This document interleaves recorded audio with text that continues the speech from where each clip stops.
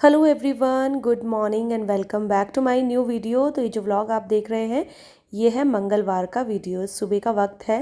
दोनों बच्चे जो है स्कूल के लिए निकल चुके हैं, हस्बैंड भी जा चुके हैं ऑफिस, और बस उनके जाने के बाद मैं लग चुकी हूँ यहाँ पर साफ़ सफाई में। तो आज सुबह सुबह वही 6:30 जो है मेरी हाउस हेल्पर का फ़ोन आ गया था कि वो नहीं आ पाएगी क्योंकि उनकी फैमिली में कोई एक्सपायर हो गया है और वो 2-3 दिन की छुट्टी पे है। तो बस फिर वही था, अब उससे आना नहीं है। तो मैं कहा चलो भाई फटाफट से जो है अपना साफ़ सफाई में लग जाते हैं, क्योंकि जिस दिन खुद से आपको सारा काम करना होता है उस दिन दिमाग में एक अलग सी टेंशन होती है ना कि आज सारी चीज़ें खुद ही करनी है। तो बस यहाँ पर जो है मैंने शुरुआत कर ली है इस वाले रूम से। तो हम सब लोग इधर ही सोते हैं, तो यहाँ पर बहुत ज़्यादा मैसी होता है। नीचे गद्दा वगैरह लगा होता है ना, वंशिका वहाँ पर सोती है। तो ये वाला रूम जल्दी से ठीक ठाक करूँगी मैं, और उसके बाद फिर मैं दूसरे रूम पे जाऊँगी। और इस सुबह ही मैंने बच्चों के लिए भी जो है नाश्ता बना दिया था और अपने लिए भी बना के रख दिया था। बस आज एक चीज़ ये हुई कि वंशिका के पापा लंच नहीं ले गए, क्योंकि उनका लंच जो है वो ऑफिस में ही था। तो वहाँ पर मेरा एक वो काम थोड़ा सा कम हो गया था। इधर जो है मैं न्यूज़ भी सुन रही हूँ और साथ साथ जो है मेरे काम भी चल रहे हैं। तो मैं बना रही हूँ डिज़ानो का ये फुसीली पास्ता, 100% डूरू व्हीट, बिल्कुल maida free pasta, protein rich healthy snacks और सैलेड्स के लिए perfect, zero cholesterol, trans fat free, no artificial colour, flavour या प्रिजर्वेटिव, 100% वेज और परफेक्ट शेप जो सॉस को अच्छे से एब्जॉर्व करे। और पास्ता बनाने के लिए मैं यूज़ कर रही हूँ डिज़ानो का ये एक्स्ट्रा लाइट ऑलिव ऑयल, जो कि डेली इंडियन कुकिंग के लिए एकदम परफेक्ट है। इसका फ्लेवर और अरोमा बहुत लाइट है जो खाने का ओरिजिनल टेस्ट बिल्कुल चेंज नहीं करता है। ये कोलेस्ट्रॉल फ्री है और इसका हाई स्मोक पॉइंट इसे फ्राइंग और मेयोनीज के लिए आइडल बनाता है। साथ ही ये बैड कोलेस्ट्रॉल को कंट्रोल करने में भी मदद कर सकता है। हेल्दी कुकिंग के लिए ये एक स्मार्ट चॉइस है। दोनों का लिंक जो है मैंने अपने डिस्क्रिप्शन बॉक्स में दे दिया है, तो आप वहां से जाके इन दोनों को परचेस कर सकते हैं। और यहाँ पर देखिए बढ़िया सा टेस्टी सा हेल्दी सा पास्ता बनके हो गया है बिल्कुल रेडी।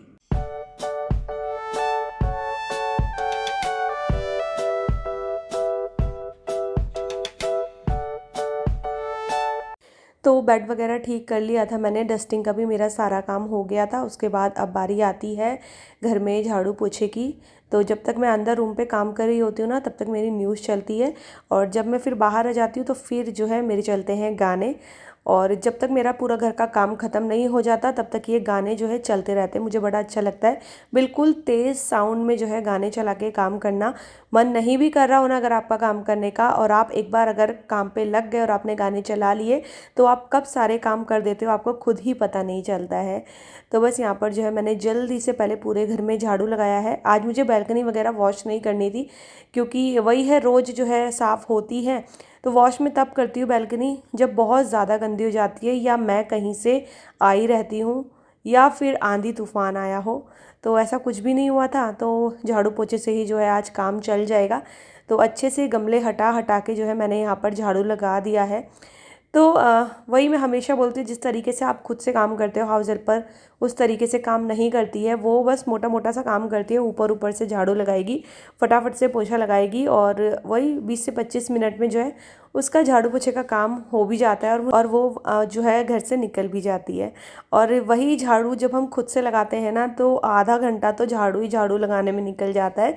तो झाड़ू का काम मेरा हो चुका है, और बस अब बारी आती है पोछा लगाने की। और पोछा मैं लगाने वाली हूँ मॉप से, क्योंकि मुझसे अभी बैठ के पोछा नहीं लगता है।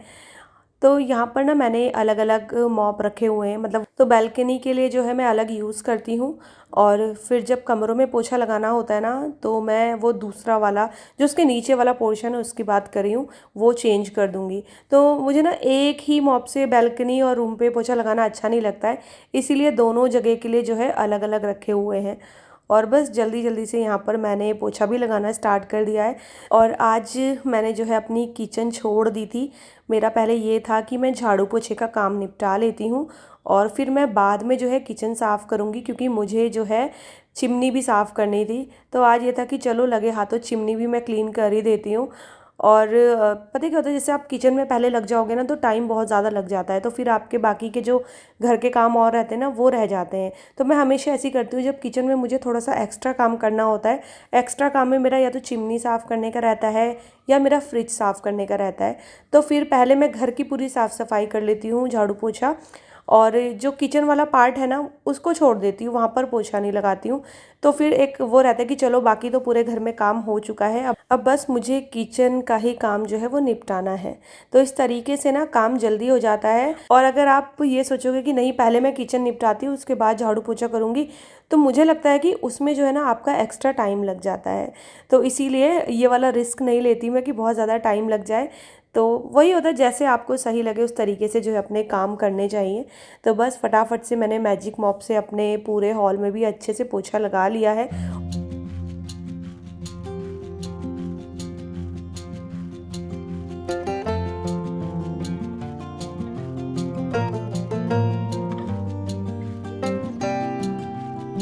और अब बारी आती है मेरे किचन को क्लीन करने की।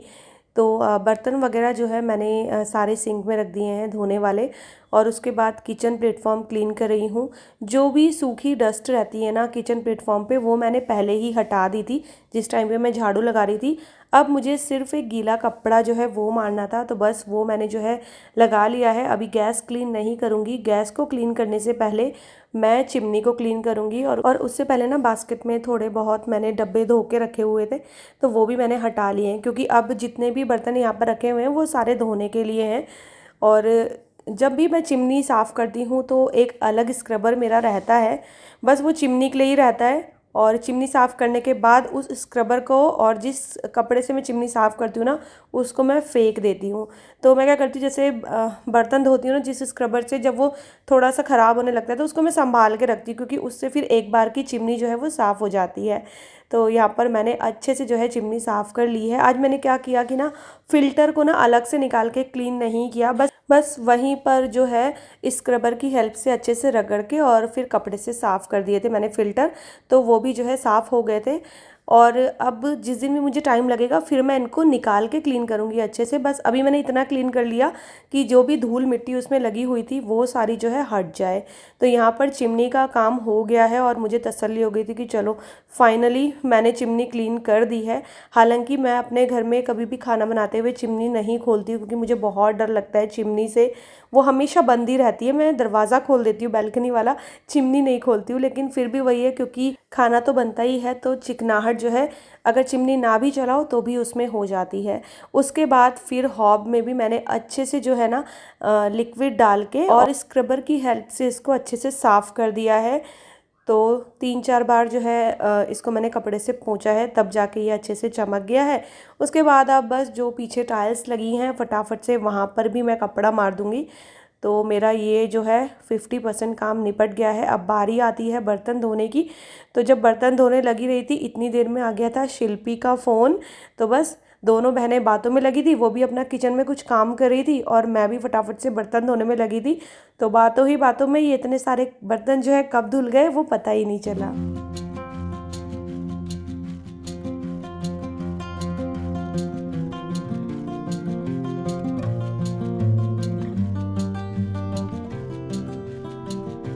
और आप लोगों के कमेंट आते हैं कि दीदी आप बहुत छोटा व्लॉग बनाते हो, 15-20 मिनट का व्लॉग बनाया करो। लेकिन पता नहीं क्यों मुझसे बड़ा व्लॉग बनता ही नहीं है। ज़्यादा से ज़्यादा 11 से 12 मिनट का व्लॉग जो है मुझसे बन जाता है। मुझे ऐसा लगता है कि अगर मैं बहुत ज़्यादा लंबे लंबे वीडियो बनाऊंगी ना तो आप लोग बोर हो जाओगे। इस वजह से मैं बहुत ज़्यादा लंबे वीडियो बनाना अवॉइड करती हूँ। 11 मिनट तक का वीडियो मुझे ठीक लगता है। बाकी आपकी क्या राय है इसमें मुझे कमेंट बॉक्स में ज़रूर बताना, तो मैं कोशिश करूँगी कि मैं फिर उतने मिनट के जो है व्लॉग बना सकूँ।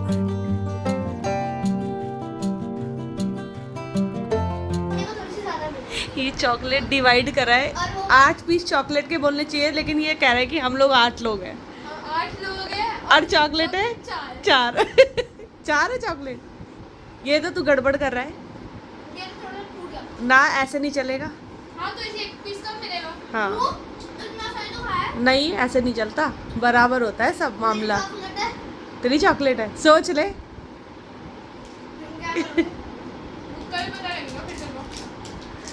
तेरे को धप्पा हो जाएगा कल, सरप्राइज भी मिल सकता है कुछ। वंशु तू ले इससे, ये तो ऐसे खा जाएगा तोड़ तोड़ के बंदर की तरह, बराबर करने के चक्कर में। अरे नहीं खाया, वो एक के बराबर नहीं है। कोई नहीं कोई नहीं, तू अपनी ले ले, इसको दे दे आधी। तू कटोरी में क्योंकि मेरे पास कुछ था नहीं, हाथ क्योंकि मेल्ट हो रही है ना इस वजह से। दो ये मेरी, बाकी तू खा ले। दो तेरी? नहीं तो ये ले ले ना, तू सारी ले ले। ये आई है हमारे पास।